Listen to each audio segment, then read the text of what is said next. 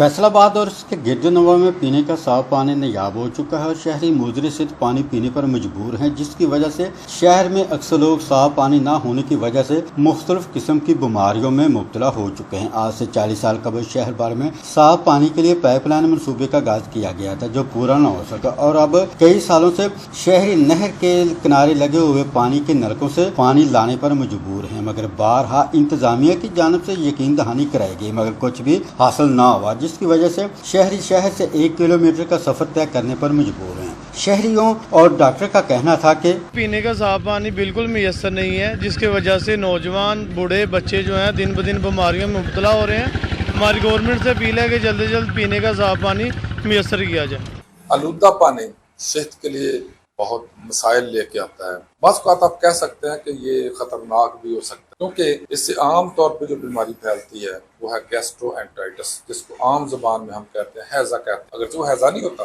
लेकिन गैस्ट्रोएंटेराइटिस को आम जुबान में लोग हैजा ही कहते हैं। अच्छा, उसमें बहुत ज्यादा मसला ये होता है कि अगर उसका मुनासिब और फौरन इलाज न किया जाए तो पानी के अलावा इंसान के अंदर नमकियात की कमी हो जाती है और आदमी शॉक में चला जाता है। दूसरी बीमारी जो इससे फैलती है वो अक्सर होती है टाइफाइड ए, और तीसरी बीमारी आम तौर पे इससे होने वाली जो है वो टाइफाइड बुखार है।